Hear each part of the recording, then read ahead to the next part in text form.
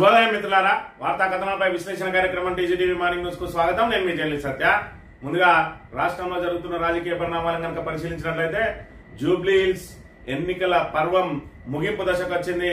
నిన్నటి రోజున సాయంత్రం 5 గంటలకు ప్రచార పర్వం ముగియడంతో కాంగ్రెస్ పార్టీ ప్రలోభాలకు తెరలేపింది.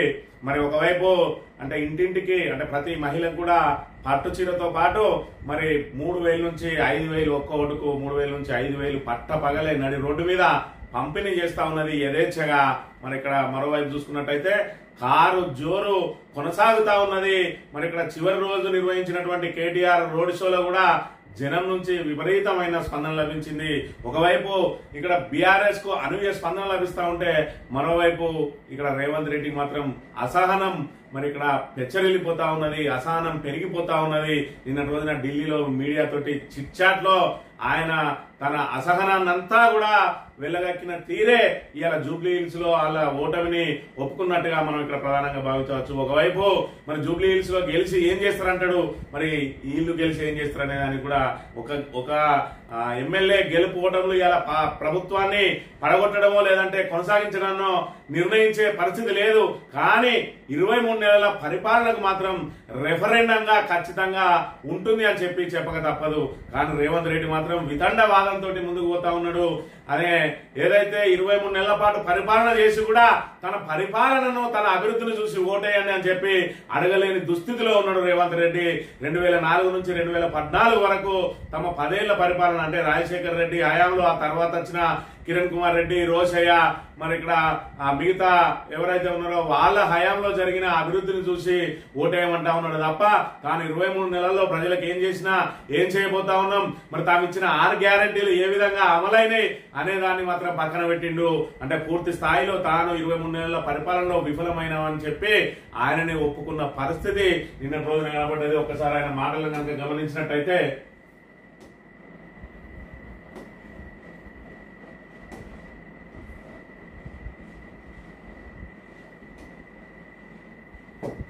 పది సంవత్సరాలు 2004 నుంచి 2014 వరకు జరిగిన సంక్షేమం అభివృద్ధిని కొలబద్దలు తీసుకోండి, విశ్లేషించండి, ప్రశ్నించండి. మనం 2014 నుంచి 2026 వరకు ఆల్మోస్ట్ డిసెంబర్ 2023 వరకు వాళ్ళు మనకు ఆల్మోస్ట్ 10 years.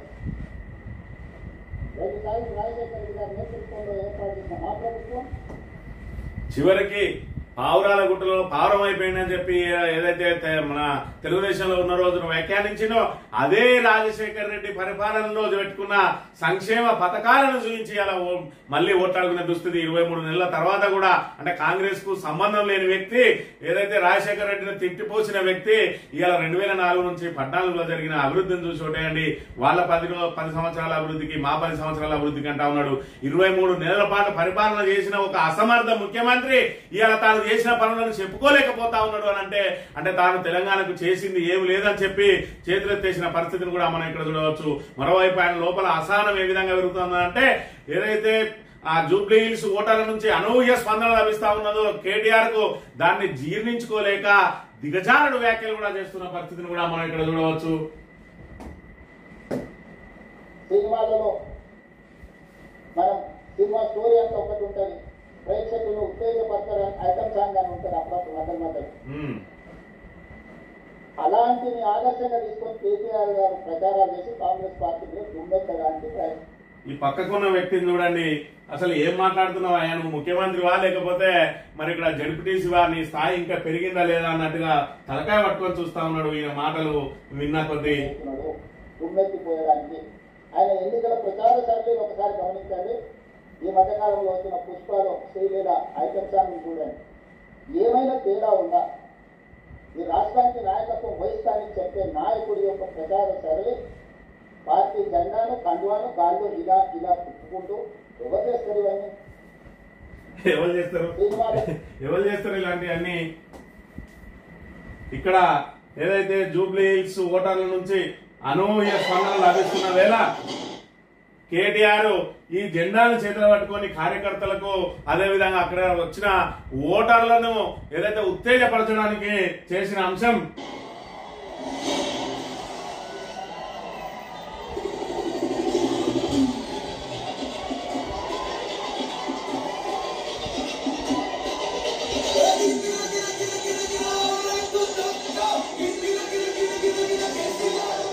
ఇదంతా చూస్తా ఉంటే రేవంత్ రెడ్డికి గుండె పగిలిపోతున్నట్టుగా కనబడతా ఉన్నది. ఇవాళ చేతిలో జెండా పట్టి కార్యకర్తల్లో ఉత్తేజం నింపడం ద్వారా మరి ఇక్కడ రేవంత్ రెడ్డికి ఏం తప్పు కనబడ్డది, ఇక ఐటమ్ సాంగ్ లాగా కనబడ్డదట. అంటే రేవంత్ రెడ్డి అసహనం ఏ విధంగా పెరిగిపోతా ఉన్నది అని అంటే మరి ఇక్కడ జూబ్లీ హిల్స్ లో ఏదైతే రేవంత్ రెడ్డి ఆరోపిస్తున్నట్టు ఇటు బీజేపీ బీఆర్ఎస్ తోటి కాదు ఇక్కడ ఏది మిలాఖతు, ఇవాళ ఏదైతే కాంగ్రెస్ ను గట్టెక్కియడానికి మరి ఇక్కడ బీజేపీ హిందూ ఓట్లను చీల్చేసి ముస్లింలను రెచ్చగొట్టి ఆ ముస్లిం ఓట్లన్నీ కూడా గంపగుత్తగా కాంగ్రెస్ కు పడే విధంగా ఏదైతే ఎంఐఎం సపోర్ట్ చేస్తుందని చెప్పి వీళ్ళే మరి కాంగ్రెస్ కు ప్రచారం చేస్తూ ఇలా కాంగ్రెస్ ను గట్టెక్కిచ్చే ప్రయత్నం చేస్తా ఉంటే మరి ఇక్కడ యావత్ జూబ్లీ హిల్స్ ఓటర్లు అందరూ కూడా మరి ఏదైతే 6 గ్యారంటీలు మరి ఇప్పటివరకు చేసిన అభివృద్ధి ఆఖరికి చెత్త ఎత్తిపోయలేని దుస్థితిలో ఉన్న రేవంత్ రెడ్డి ఆ చెత్తను కూడా గత ప్రభుత్వం మీదకి నెట్టేసిన తీరును ఏదైతే ఏవగించుకుంటా ఉన్నారు. మరోవైపు ఇక్కడ నిరుద్యోగ జేఏసీ వాళ్ళందరూ కూడా ఖచ్చితంగా మేము మోసపోయినాం మీరు ఓట్లేయకండి నిన్నటి రోజున ఏదైతే రైతులందరూ కూడా మరి ఇక్కడ మేము మోసపోయినాం మీరు మోసపోవద్దు అని చెప్పి ఇక్కడ ప్రచారం చేస్తున్న పరిస్థితిని కూడా చూడవచ్చు జూబ్లీ హిల్స్ లో.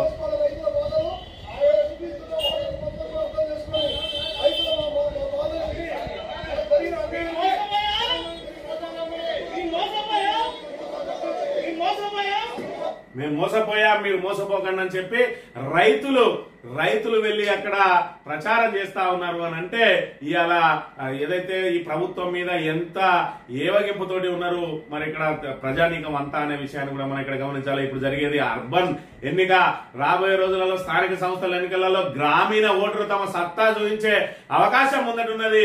జూబ్లీ హిల్స్ లో మొదటి దెబ్బ పడబోతా ఉన్నది. మరి నిన్నటి రోజునే చెప్పిండు కేటీఆర్ ఈయన 3 నెలలు ఉంటాడో 3 ఏళ్ళు ఉంటాడో జూబ్లీ హిల్స్ తోటి తేలిపోతా ఉన్నది. ఖచ్చితంగా జూబ్లీ హిల్స్ లో ఆయనను మరి ఇక్కడ ఏదైతే ఆ భారీ మెజార్టీ తోటి కనుక ఆయనకు ఓటమి పాలు అయినట్టు అయి ఉంటే ఖచ్చితంగా ఆయన సీటు జరిగిపోయే అవకాశం ఉన్నది. మరి ఇక్కడ కాంగ్రెస్ ఏదైతే దిద్దుబాటు చర్యలు తీసుకుంటది, ఏదైతే 6 గ్యారంటీలు ఇచ్చినా 6 గ్యారంటీలను అమలు చేయాలని ఒళ్ళు దగ్గర పెట్టుకుని పరిపాలన చేయాలని చెప్పి మరి ఇక్కడ ఖచ్చితంగా ఈ 3 సంవత్సరాల పాటు మరి ఎన్నో కొన్ని ఏదైతే అలవిగాని హామీలు ఇచ్చారో 6 గ్యారంటీల పేరుతోటి 420 హామీల పేరుతోటి ఏవైతే అలవిగాని హామీలు ఇచ్చినో అందులో ఎన్నో కొన్ని నెరవేర్చడానికి ప్రయత్నం చేస్తారు. ఇప్పుడు మంత్రులందరూ కూడా ఎక్కడ అందిన కాడికి దండుకోన చందంగా ఉన్నది. మరోవైపు హైడ్రాను తీసుకొచ్చి ఇవాళ ఏదైతే ఆ పేదోళ్ళ నడ్డి విరిచి ఇవాళ ఇండ్లు కూల్చేసి నడి రోడ్డు మీదకి పడేసిన వాళ్ళందరికీ మరి ఇక్కడ బుద్ధి చెప్పాలంటే ఖచ్చితంగా జూబ్లీ హిల్స్ లో మరి ఇక్కడ పెద్ద ఎత్తున ఆయనను ఓడించాల్సిన అవసరం ఉన్నదని చెప్పి మరి ఇక్కడ కేటీఆర్ ఇచ్చిన పిలుపుకు అనూహ్య స్పందన లభిస్తా ఉన్నది. ముందుగా వార్తా కథనాలను గమనించినట్లయితే నమస్తే తెలంగాణలో అభివృద్ధిగా అరాచకానిగా మీ ఓటు వరకు తేల్చుకునే జూబ్లీ హిల్స్ ప్రజల కేటీఆర్ పిలుపు. కాంగ్రెస్ చేతిలో మళ్లీ మోసపోవద్దు, గోసపడద్దు. ఈసారి గట్టి షాకిస్తేనే గ్యారంటీల అమలు, లేదంటే రౌడీల రాజ్యం, బుల్డోజర్ల స్వైర విహారం. రేవంత్ అసమర్థ పాలనతో అన్ని రంగాలు ఆగమాగం. ఈ ముఖ్యమంత్రి ఓ ప్రొఫెషనల్ బ్లాక్ మెయిలర్. నమస్తే తెలంగాణ ఇంటర్వ్యూలో బీఆర్ఎస్ వర్కింగ్ ప్రెసిడెంట్ మాజీ మంత్రి కేటీఆర్ అని చెప్పి మరి ఇక్కడ చూసుకున్నట్టయితే చివరి రోజున నిర్వహించిన మరి ఇక్కడ ఏదైతే యూసఫ్ కూడా డివిజన్ లో అనూహ్య స్పందన లభించింది. అనూహ్య స్పందన బీఆర్ఎస్ కు అనూహ్య స్పందన లభిస్తా ఉంటే రేవంత్ రెడ్డిలో మాత్రం అసహనం పెచ్చరిల్లిపోతా ఉన్నది. ఆ అసహనంతో మళ్లీ కేసీఆర్ మీద కూడా నోరు వారేసుకుంటున్న పరిస్థితి. ఇప్పటికే కేసీఆర్ ను దూషిస్తున్న కొద్దీ రేవంత్ రెడ్డిని డైరెక్ట్ గా భారతదేశంలో ఏ ముఖ్యమంత్రిని తిట్టినన్ని తిట్లు ఇలా ప్రజలు రేవంత్ రెడ్డిని నోటికొచ్చింది తిడతా ఉన్నారు. అంటే ఆయన తీరే దానికి నిదర్శనం. ఆయన ఏదైతే మరి యథారాజ తదా ప్రజ అన్నట్టు ఆయన ఏ విధంగా అయితే నోటికొచ్చినట్టు బూతులు తిడుతా ఉన్నారో ఆయనను కూడా ప్రజలందరూ అదే రీతిలో బూతులు తిడుతున్న పరిస్థితి. మరి ఒక నాయకుడు వస్తే అంటే ముఖ్యమంత్రి లాంటి నాయకుడు వస్తే ఏ విధంగా స్పందన లభించాలి, ఇలా ప్రతిపక్షంలో ఉన్న నాయకుడికి ఏ రకమైన అపూర్వ స్పందన లభిస్తా ఉన్నదో మరి దీన్ని బట్టే రేవంత్ రెడ్డి అసహనం ఏ విధంగా ఉన్నదో మనం ఇక్కడ చూడాలి. ఆయన చెప్తాం నిన్నటి రోజున 2 ఏళ్ల పాలన రెఫరెండం కాదట, 2004 నుంచి 2014 జరిగిన అభివృద్ధిని చూసి ఓటైందని అంటాడు. సిగ్గులేని ముఖ్యమంత్రి, అసమర్థ ముఖ్యమంత్రి, చేతగాని ముఖ్యమంత్రి ఎవరు అంటే రేవంత్ రెడ్డి. 23 నెలల పాటు నీకు ఇచ్చింది 5 సంవత్సరాలు. 5 సంవత్సరాలలో 2 సంవత్సరాలు పరిపాలన చేసి కూడా ఆ 2 సంవత్సరాల పరిపాలనలో ఏమేం చేసినామో చెప్పుకోవాలని దుస్థితిలో ఉన్నారు అని అంటే ఇవాళ కేవలం జేబులు నింపుకోవడానికి బ్లాక్ మెయిల్ చేయడానికి హైడ్రా లాంటి దాన్ని సంస్థలు తీసుకొని వచ్చి ఇవాళ రియల్టర్ల దగ్గర నుంచి స్క్వేర్ ఫీట్ కు 100 రూపాయలు వసూలు చేస్తా ఉన్నారు అని చెప్పి మరి ఇక్కడ బాహాటంగానే దాని మీద విమర్శలు వ్యక్తం అవుతా ఉన్నాయి. మరి ఇక్కడ హైదరాబాద్ లాంటి చోట స్క్వేర్ ఫీట్ కు 100 రూపాయలు అంటే కోట్లాది స్క్వేర్ ఫీట్ల నిర్మాణాలు జరుగుతాయి. అక్కడ ఒక్కో స్క్వేర్ ఫీట్ కు 100 రూపాయలు. మరి ఇక్కడ ఈ ముఖ్యమంత్రికి కప్పం కడతా ఉన్న రియల్టర్లు. మరోవైపు చూసుకున్నట్టయితే ఏదైతే రియల్టర్లు దారికి రాని చోట హైడ్రాను రంగంలోకి దించి దాని కింద నుంచి నాలా ఉన్నదని లేదంటే ఎఫ్టీఎల్ పరిధిలో ఉన్నదని చెప్పి బ్లాక్ మెయిల్ పాల్పడతా ఉన్నాడు. బ్లాక్ మెయిల్ ముఖ్యమంత్రి అని చెప్పి మరి ఇక్కడ కేటీఆర్ ఆరోపిస్తున్న పరిస్థితులు కూడా మనం ఇక్కడ చూడవచ్చు. ఇక బీజేపీతో రేవంత్ దోస్తి రహస్య స్నేహాన్ని స్వయంగా బయటపెట్టిన సీఎం నిన్నటిదాకా కేంద్ర సహకారం లేదని ఆరోపణలు ఇప్పుడు కేంద్రం సహకరిస్తుందని చెప్పి శిల్క పలుకులు. మరి ఇక్కడ ఎప్పటికున్నా రేవంత్ రెడ్డి మరి ఇక్కడ ఈ రేవంత్ రెడ్డి పీఠం కాపాడుకోవాలంటే ఖచ్చితంగా ఆయన బీజేపీ నాయకులను కలుస్తూ వస్తూ ఉండాలి. ఎందుకంటే ఎప్పుడైతే రేవంత్ రెడ్డిని సీటు మీకెళ్ళి తప్పియడానికి అధిష్టానం ప్రయత్నం చేస్తుందో అప్పుడు నాకు బీజేపీ అండ ఉన్నది, నేను ఇందులో 20-30 మంది ఎమ్మెల్యేలను చీల్చుకొని వెళ్ళిపోతా అని చెప్పి మరి ఇక్కడ కాంగ్రెస్ అధిష్టానాన్ని భయపెడుతూ బెదిరిస్తూ బ్లాక్ మెయిల్ చేస్తూ తన పీఠాన్ని కాపాడుకునే ప్రయత్నం చేస్తా ఉన్నాడు. మరోవైపు అధిష్టానం కూడా ఎదురు చూస్తా ఉన్నది. ఎక్కడ కారణం దొరికితే అక్కడ రేవంత్ రెడ్డిని తప్పియాలని చెప్పి ప్రయత్నం చేస్తా ఉన్నది. అందుకోసం ఇందులో ఉన్న మంత్రులను మరి ఇక్కడ మీరు ఒక్క ఎమ్మెల్యే కూడా చేజారకుండా మీరు ప్రయత్నం చేసినట్టయితే రేవంత్ రెడ్డిని దించుదామని చెప్పి మరి మంత్రులను కూడా రంగంలోకి దించింది. అయినా ఏం జరుగుతుంది అనేది జూబ్లీ హిల్స్ ఉప ఎన్నిక తర్వాత తేటతెల్లం కాబోతా ఉన్నది. అదే చెప్తా ఉన్నాడు కేటీఆర్ బహిరంగంగానే. ఈయన 3 నెలలు ఉంటాడా 3 ఏళ్ళు ఉంటాడా అనేది జూబ్లీ హిల్స్ ఎన్నిక తర్వాత తేలబోతా ఉన్నదని చెప్పి మరోవైపు మొన్నటి రోజున బండి సంజయ్ మాట్లాడిన మాటలు విన్నాం. ఏదైతే హైడ్రా బాధితులను తీసుకొచ్చి మరి దొంగ ఏడుపులు ఏడిపిస్తా ఉన్నారని. మరి ఇక్కడ ఆ బండి సంజయ్ కి సిగ్గు శరం మానం ఉంటే ఇక్కడ ఏదైతే ఈ శశాంక్ అనే పిల్లగాడు ఆయన బాధ ఏదైతే చెప్తా ఉన్నాడో ఆ బాధను వినాలే. ఇల్లు పోయింది, ఈఎంఐ మిగిలింది, శత్రువులపై విరుచుకుపడినట్టు హైడ్రా మాపై పడింది, గృహప్రవేశం చేసిన ఒక్క రోజుకే మా ఇంటిని కూల్చింది, కళ్ళ ముందే కూల్చితే కన్న తల్లి పోయినట్టు బాధపడ్డాం, స్థలం ఉండి లేనట్టే అప్పులు మా నెత్తిన పడ్డాయి, లేని ఇంటికి ఇప్పుడు నెల ఈఎంఐలు కడుతున్నాం, కూల్చివేతలు కరెక్టేనంటున్న సీఎం కు మా బాధ పట్టదా, భూముల స్వాధీనంపై బాధితులకు సర్టిఫికెట్ ఇస్తారా, బండి సంజయ్ మా ఏడుపు మీకు వెటకారమా, తత్వ చెరువు కూల్చివేతల బాధితులు శశాంక్ ప్రశ్న అని చెప్పి మరి ఇక్కడ హైడ్రా దారుణాలకు బాధితులు ఊపిరి తీసుకునే అవకాశం ఇవ్వని కాంగ్రెస్ సర్కార్ నిరంకుశత్వానికి ఈ దృశ్యము నిలువెత్తు నిదర్శనం.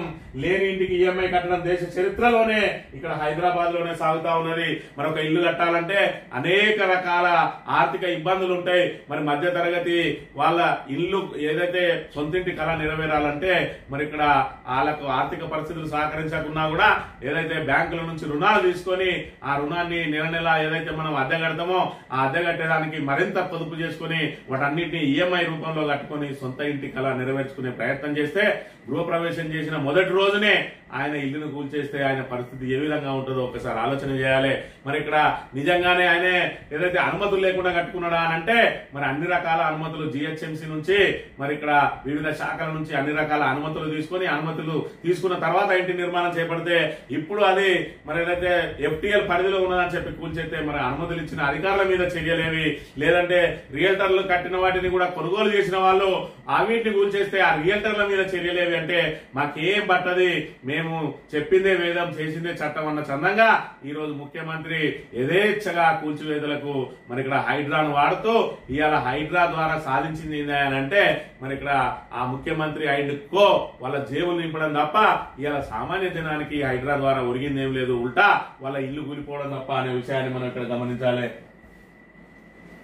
కేంద్ర బలగాలు నిఘా డ్రోన్లు జూబ్లీ హిల్స్ పోలింగ్ కట్టుదిట్టమైన భద్రత 226 సమస్యాత్మక పోలింగ్ కేంద్రాల గుర్తింపు 8 కంపెనీల సిఐఎస్ఎఫ్ బలగాల మోహరింపు బూతులకు 3 అంచెల భద్రత 3000 సిబ్బంది బీఆర్ఎస్ వినతితోనే జూబ్లీ హిల్స్ పై ఈసీ నిఘా అని చెప్పి మరి జూబ్లీ హిల్స్ ఎన్నిక ఏ విధంగా జరుగుతా ఉన్నది అంటే మొత్తం హైదరాబాద్ లో ఉన్న రౌడీలందరూ కూడా జూబ్లీ హిల్స్ మీదనే అడ్డా పెట్టున్నారు. నవీన్ యాదవ్ కు మద్దతుగా ఇవాళ అక్కడ సజావుగా ప్రచారం కూడా చేసుకోనియలేదు ప్రతిపక్ష బీఆర్ఎస్ ను. అదే విధంగా ఎవరైతే నిరుద్యోగ జేఏసీ మరి ఇక్కడ కాంగ్రెస్ కు మాత్రం ఓటేయద్దు, మీ ఇష్టం ఉన్న వాళ్ళకి ఓటేసుకోరని చెప్పి వాళ్ళు కూడా బీఆర్ఎస్ కు సపోర్ట్ గా మద్దతు చేయలేదు. కేవలం మరి ఖచ్చితంగా కాంగ్రెస్ ను మాత్రం ఓడించండి అని చెప్పిండ్రు. అదే రీతిలో రైతులు కూడా స్వచ్ఛందంగా వచ్చిండ్రు. అదేవిధంగా కంటోన్మెంట్ లో మేము 4,000 కోట్ల రూపాయలతో అభివృద్ధి చేసినామంటే కంటోన్మెంట్ నుంచి కూడా ప్రజలు తరలి వచ్చి మా కంటోన్మెంట్ ను నిండా ముంచింది కాంగ్రెస్. ఇప్పటి వరకు మా ఎమ్మెల్యే ముఖం కూడా చూడలేదు, మేము కాంగ్రెస్ మాటలు నమ్మి మేము మోసపోయినాం, మీరు మోసపోవద్దని చెప్పి ఏదైతే చెప్తా ఉన్నారో మరి ఇక్కడ వాళ్ళకి మిగిలిందిగా ఆ రిగ్గింగే. మరి ఇక్కడ ఏదైతే ఈ ప్రలోభాలు పెట్టడం, ప్రలోభాలకు లొంగకపోతే రిగ్గింగ్ చేయడం అనేది ఇప్పుడు వాళ్ళ చేతిలో ఉన్న అస్త్రం. కాబట్టి బీఆర్ఎస్ విజ్ఞప్తి మేరకు ఇక్కడ కేంద్ర బలగాలను దించింది మరి ఇక్కడ ఎలక్షన్ కమిషన్ అనే విషయాన్ని మనం ఇక్కడ గమనించాలి. ఇక ఓటే భయం, ఓట్ల బేరం, జూబ్లీ హిల్స్ లో కాంగ్రెస్ ప్రలోభాల పర్వం. దృశ్యాలు, ఫోటోలు, సాక్ష్యాలు పట్టని అధికారులు, బీఆర్ఎస్ నేతల ఫిర్యాదుపై అధికారుల అలసత్వం, గులాబీ నేతల ఇళ్లలో మాత్రం విస్తృత సోదాలు, జూబ్లీ గుట్టల్లో ఉసలు కొడుతున్న కట్టల పాములు, భవిష్యత్తును అమ్ముకోవద్దని నిపుణుల హెచ్చరికలు అని చెప్పి ఇక్కడ బడా నేతలు, బస్తీ రౌడీలు, నోట్ల కట్టలు, ఇది ఈ 2 రోజుల పాటు సాగుతున్న మరి జూబ్లీ హిల్స్ లో జరిగే అరాచకం. ఇవాళ చూసుకున్నట్టయితే మరి ఇక్కడ జూబ్లీ హిల్స్ నియోజకవర్గ పరిధిలో లేని ఎమ్మెల్యేలు, ఎమ్మెల్సీలు, బీఆర్ఎస్ కు సంబంధించిన మాజీ ఎమ్మెల్యేలు, ఎమ్మెల్సీల ఇళ్లలో సోదాలు చేసినటువంటి పోలీసు అధికారులు యథేచ్ఛగా డబ్బులు పంపిణీ చేస్తా ఉన్నా కూడా కన్ను మూసుకొని చూస్తా ఉన్నారు. మెడలో కాంగ్రెస్ కండుగా ఉండి ఇలా డబ్బులు పంపిణీ చేస్తే అటువైపు కన్నెత్తి కూడా చూడడం లేదు. ఇంత అరాచకం నడుస్తా ఉన్నది రాష్ట్రంలో. ఈ రాక్షస పాలనకు చిరమగీతం పాడడానికి తొలి అడుగు జూబ్లీ హిల్స్ నుంచే పడబోతా ఉన్నది. ఇవాళ ఓటర్లకు డబ్బులు వంచుతా ఉంటే మరి వాళ్ళందరూ కూడా ఇవి మాకు రావాల్సిన బాకీ డబ్బులే అని చెప్పి మరి ఇక్కడ చెప్తా ఉన్నారట జూబ్లీ హిల్స్ ఓటర్లు. ఏదైతే మాకు 2,000కు 4,000 పెన్షన్ ఇవ్వాలంటే 23 నెలల్లో 23 × 2,000 చొప్పున 46,000 రూపాయలు రావాలి. మరి ఇంట్లో పెళ్లైన వాళ్లకు 1,30,000 రూపాయల తులం బంగారం రావాలి. అదే విధంగా మరి ప్రతి మహిళకు కూడా మరి 2,500 చొప్పున 57,500 రూపాయలు మరి ఇప్పటికి రావాలి. ఏదైతే ప్రతి మహిళ కూడా మరి మీరు ఇచ్చే ఓటుకు 3,000, 5,000 వాటిని అందులో జమేసుకుంటాం, మిగతా డబ్బులు ఇవి అన్న చందంగా మరి ఇక్కడ వాళ్ళు ప్రశ్నిస్తా ఉన్నారు. ఓటర్లు డబ్బులు తీసుకునే బరాబరే, ఇవి మాకు రావాల్సిన బాకీ డబ్బులే అని చెప్పి చెప్తున్న పరిస్థితి. ఖచ్చితంగా డబ్బులు తీసుకోవాలి, కాంగ్రెస్ కు బుద్ధి చెప్పాలి అన్న చందంగా నడుస్తా ఉన్నది జూబ్లీ హిల్స్ ప్రచార పర్వంలో చివరి ఘట్టం అన్న విషయాన్ని కూడా మనం చూడాలి.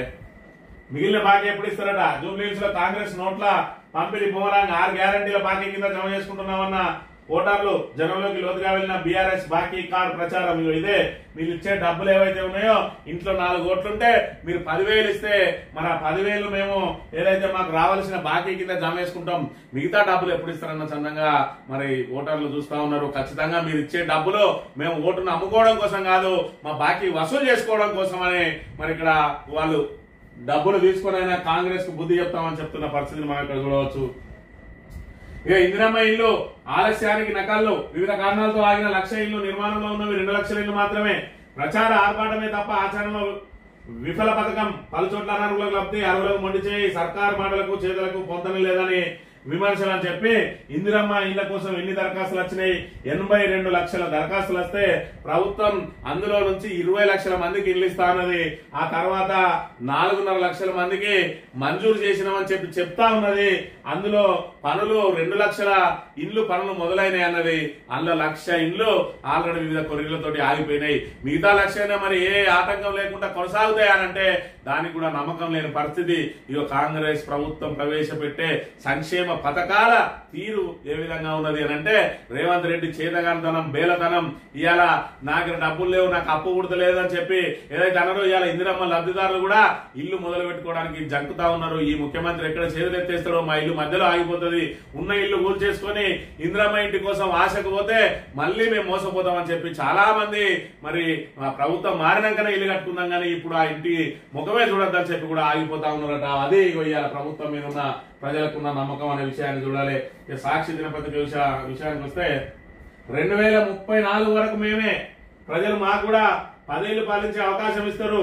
2020 డిసెంబర్ లో అసెంబ్లీ ఎన్నికలు రావట, 29 జూన్ లో జమిలీ ఎన్నికలు వస్తాయట. ఎందుకంటే మరి చోటే బాయ్ బడే బాయ్ ఇద్దరు రెగ్యులర్ గా కలుస్తా ఉంటారు, అమిత్ షాను కలుస్తా ఉంటాడు, బీజేపీ తోటి దోస్తానా చేస్తారు. కాబట్టి మరి ఇక్కడ నీ దగ్గర పెట్టమా, నీకు ఇంకొక 6 నెలలు మేము ఎక్స్టెన్షన్ ఇప్పిస్తాము, నిన్నే మళ్ళీ ముఖ్యమంత్రిగా ఆపద్ధర్మ ముఖ్యమంత్రిగా పెడతాం, మీ టైం అయిపోయినాక జూన్ లో పెడతా, అప్పుడు నువ్వు మన ఎన్డీఏ తరఫున నువ్వు ఉండి మనకు ఓట్లేయించడానికి ప్రయత్నం చేసేవని చెప్పినట్టున్నది. అందుకే 29 జూన్ లో జమిలీ ఎన్నికలు వస్తాయని చెప్తా ఉన్న పరిస్థితి.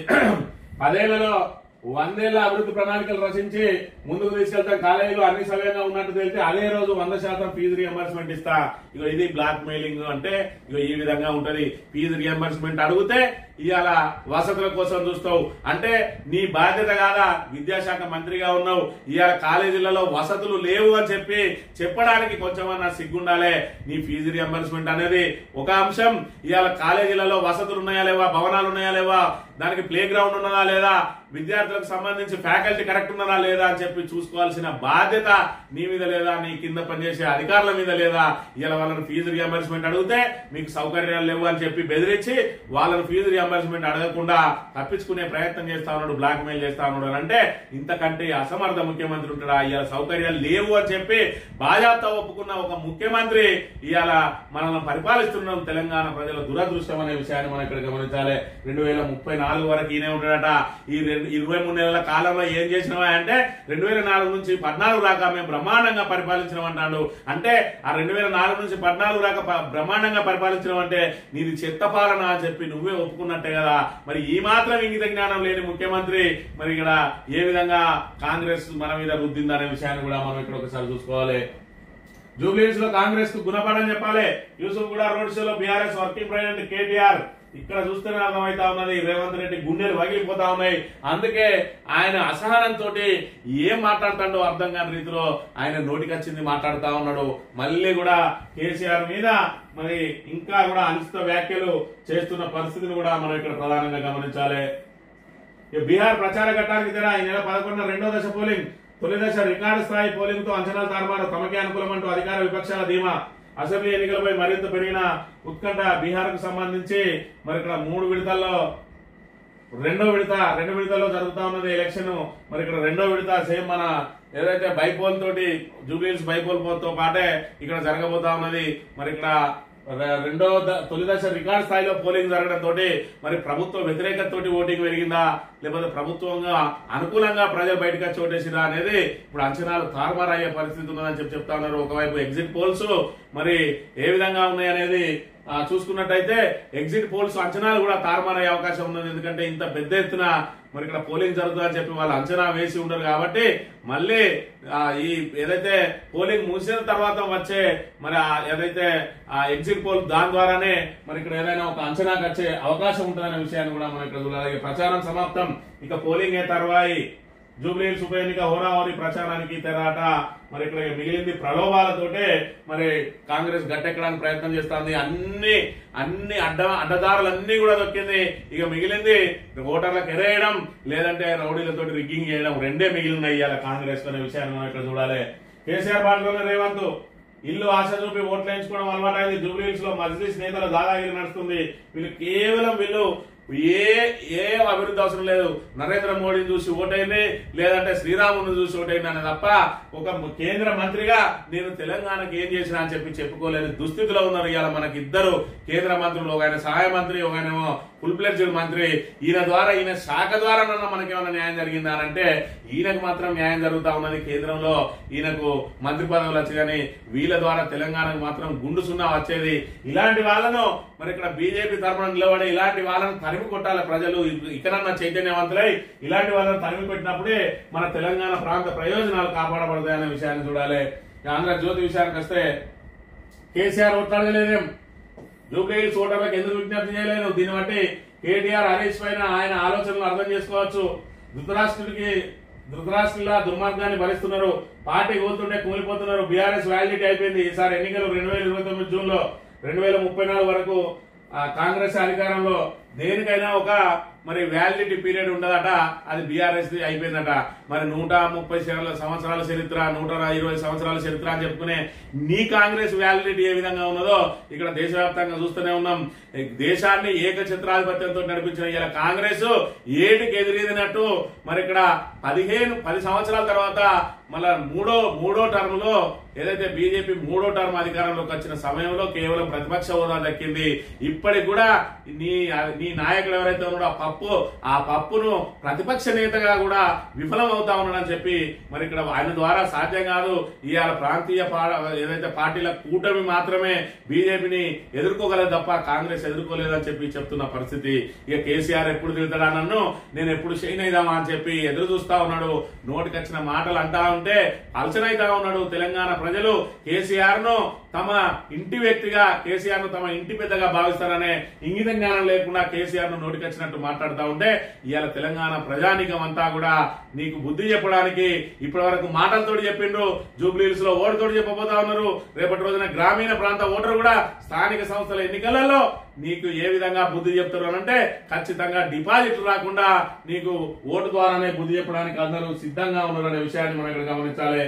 జూబ్లీహిల్స్ తీర్పుతో రేవంత్ పీఠం కదలాలి, గోసపడుతున్న తెలంగాణ మీ దిక్కు చూస్తుంది, ఇంత చిల్లర ముఖ్యమంత్రిని ఎప్పుడూ చూడలేదు అని చెప్పి మరి ఇక్కడ కేటీఆర్ మాట్లాడుతూ ఉంటే ఇక ఈ తొండి సంజయ్ ఈయనే బీజేపీ ఏం చేసింది, బీజేపీ ఎన్ని నిధులు ఇచ్చింది అనేది ఏం సంబంధం ఉండదు.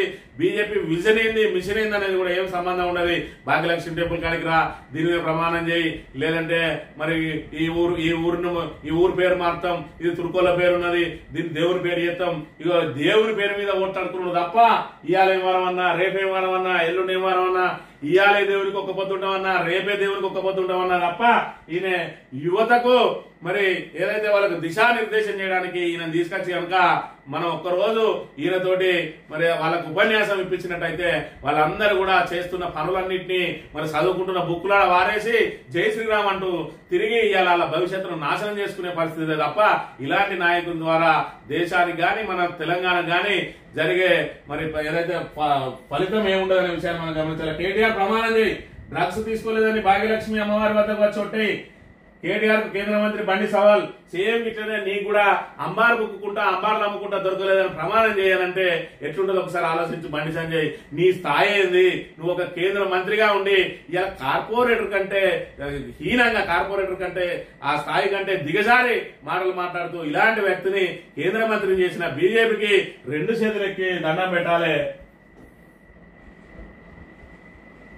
ఓటర్లకు 100 కోట్లు జూబ్లీహిల్స్ ఉప ఎన్నికల్లో పార్టీల పంపిణీ వ్యయం, ఖర్చు పెరగాలని ప్రధాన పార్టీల అభ్యర్థులు, పార్టీ బలహీనంగా ఉన్న చోట్ల రెట్టింపు స్థాయిలో 2 లక్షల మంది ఓటర్ల లక్ష్యంగా నగదు పంపిణీ, ఇంట్లోని మహిళల చేతికే డబ్బు ఇచ్చేలా ఏర్పాట్లు, తమకు డబ్బులు అందలేదంటూ కొందరు నిరీక్షణ, డబ్బు పంపిణీ చేస్తున్న నేతల వద్దకు వెళ్లి ఆరా, కొన్ని చోట్ల అభ్యర్థించిన డబ్బులో కోత విధింపు, స్థానిక నాయకుల పనిన అనుమానాలు, 1,00,000 పట్టు చీరలు తెప్పించిన ఒక పార్టీ ఇప్పటి వరకు 50,000 చీరలు పంపినట.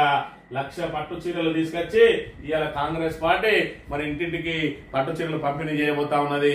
మరి ఇక్కడ చీరల పంపిణీ, డబ్బులు యథేచ్ఛగా, ఎందుకంటే కాంగ్రెస్ కండువా వేసుకుంటే ఏ పోలీసు కూడా తమ వైపు చూడని నడి రోడ్డు మీద డబ్బుల పంపిణీ చేస్తా ఉన్నది.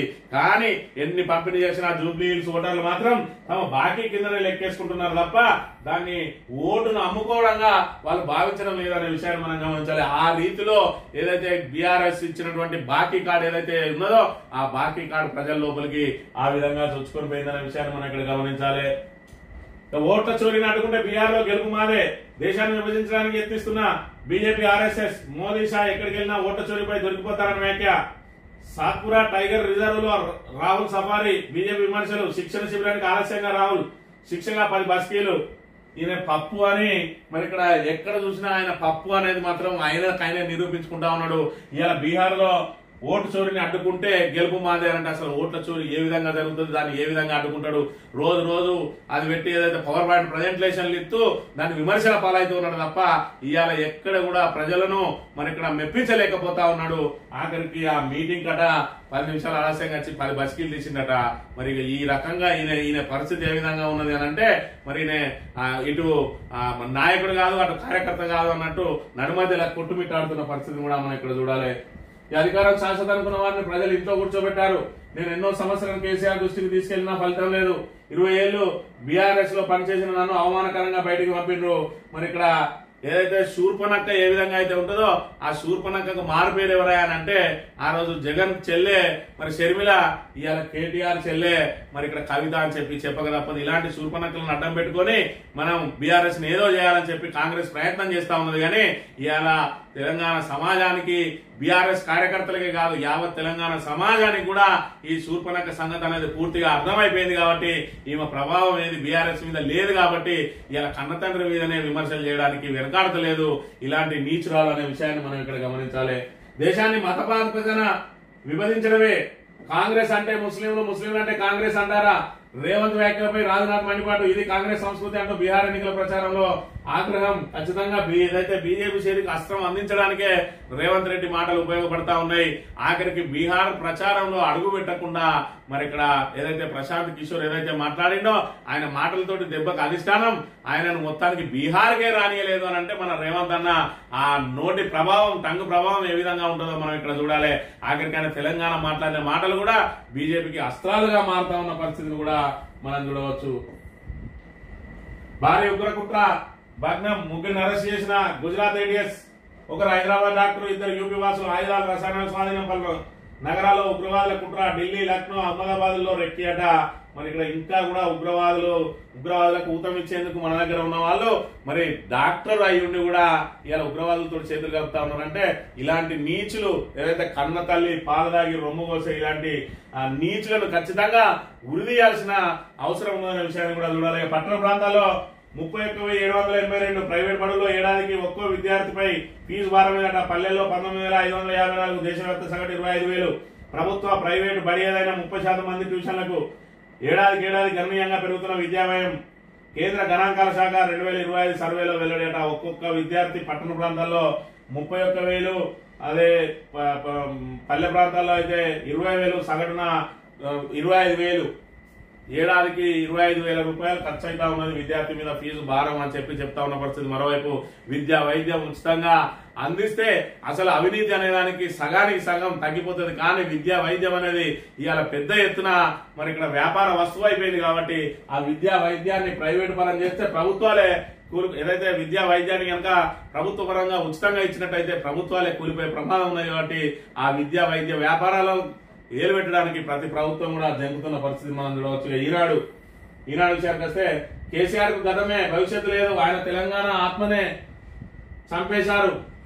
1,15,000 ప్రభుత్వ ఉద్యోగాలు ఉన్నాయని చెప్పి 10 ఏళ్లలో ఎందుకు భర్తీ చేయలేదు? కాంట్రాక్టర్లకు 1,86,000 కోట్లు చెల్లించారు. ఒక సాగునీటి ప్రాజెక్ట్ ను పూర్తి చేయలేదు. ఈయనే చెప్పాలి. ఏదైతే మరి ఇక్కడ వంకర పుట్టిండట. వంకర ఎందుకు పుట్టినవరా వంకర అని అడిగితే నేను చక్కగున్నోని ఎక్కిరించడానికి అన్నట్టు ఈయన మాటలు ఏ విధంగా ఉన్నాయంటే ఈయనే వంకర టింకర మనిషి, ఈయనే ఎదుటిల గురించి మాట్లాడుతూ ఉన్నాడు. ఇవాళ ప్రాజెక్టులు కేసీఆర్ అంటే ఇవాళ ఒక అద్భుతం, ఒక సృష్టి. ఇవాళ తెలంగాణ మరి ఇక్కడ జాతి పిత ఎవడు అవునన్నా కాదన్నా ఇవాళ తెలంగాణను తీసుకొచ్చిన ఘనత కేసీఆర్ది. తెలంగాణను 10 ఏళ్లలో భారతదేశంలో ఇతర రాష్ట్రాలకు ధీటుగా నిలిపిన ఘనత కేసీఆర్ది. అలాంటి కేసీఆర్ మీద ఈయన విమర్శలు చేస్తే, ఈయన ఆరోపణలు చేస్తే ఆకాశం మీద ఉమ్మేస్తే ఎవరి మీద పడుతుందో ఒకసారి ఆలోచన చేసుకోవాలి. ఇవాళ ఏ రోజు జై తెలంగాణ అనని, ఏ రోజు తెలంగాణ ఉద్యమంలో పాల్గొనని, ఏ రోజు తెలంగాణ ప్రాంత ప్రయోజనాల కోసం పాటుపడని ముఖ్యమంత్రి అయిన తర్వాత కూడా తెలంగాణ ప్రాంత ప్రయోజనాలను మరి ఆంధ్రాకు తాకట్టు పెట్టి ఇవాళ ఢిల్లీకి మూటలు మోస్తూ ఇవాళ పీఠాన్ని కాపాడుకుంటున్న రేవంత్ రెడ్డి ఇవాళ కేసీఆర్ ను విమర్శిస్తే దయ్యాలు వేదాలు వల్లించినట్టు కాదా అనే విషయాన్ని మనం ఇక్కడ గమనించాలి. ఖచ్చితంగా రేవంత్ రెడ్డి లాంటి అహంభావి అహంకారం దిగాలి అని అంటే జూబ్లీహిల్స్ ఎన్నికతో పాటు రాబోయే స్థానిక సంస్థల ఎన్నికల్లో ఓటుతోటి గట్టిగా బుద్ధి చెప్పినప్పుడే ఈ అహంభావి మరి ఇక్కడ తన అహంకారాన్ని వదిలేసి మరి ఇక్కడ నేల విడిచి సాగు చేస్తున్నటువంటి రేవంత్ రెడ్డి నేలకి దిగి ఇవాళ ప్రజల వైపు చూసే అవకాశం ఉంటుంది. లేదంటే మరి ఇక్కడ ఏదో అడ్డిమారి గుడి దెబ్బరాచిన సీఎం పదవిని అడ్డబెట్టుకుని ఇవాళ తెలంగాణ ప్రజలను ఏ రకంగా హింసిస్తా ఉన్నాడు, ఏ రకంగా అరాచక పాలన సాగుతా ఉన్నదో మరి ఇక్కడ ప్రజలందరూ అనుభవిస్తారు. కాబట్టి దీనికి ఒక్కటే మార్గం, ఓటే శరణ్యం. ఆ ఓటుతోటి గట్టిగా బుద్ధి చెప్పాల్సిన బాధ్యత ప్రతి పౌరుని మీద ఉన్నది. ఏ ఎలక్షన్ అయినా సరే కాంగ్రెస్ కు బుద్ధి చెప్పాలి. ఏ ఎలక్షన్ వచ్చినా కూడా కాంగ్రెస్ కు డిపాజిట్ రాకుండా చిత్తుగా ఓడించినప్పుడే తెలంగాణ సమాజం గాడిలో పడే అవకాశం ఉంటుందని చెప్తూ ఇది ఈ రోజు మార్నింగ్ న్యూస్. తిరిగి వెళ్దాం. Thank you very much.